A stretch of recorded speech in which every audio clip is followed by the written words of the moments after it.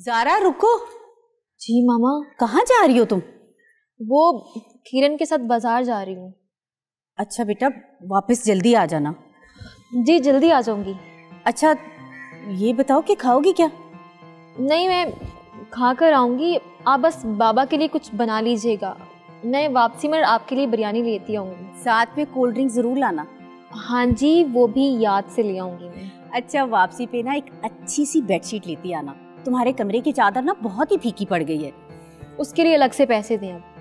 हाँ हाँ वो तो दे दूंगी। ये बताओ, बाजार जाने के लिए तुम्हारे पास पैसे कहाँ से आए? अली ने दिए थे। अली तुम्हें पैसे देता है? हाँ, कभी कभी 10-15 दिन बाद कुछ ना कुछ दे दिया करता था। अच्छा किरण मेरा इंतजार कर रही होगी, मुझे देर हो रही है, मैं जा रही हूँ। अल्लाह हाफिज। अच्छा बेटा, अल्लाह हाफिज। जरा ध्यान से जाना। जी जी। जाओ।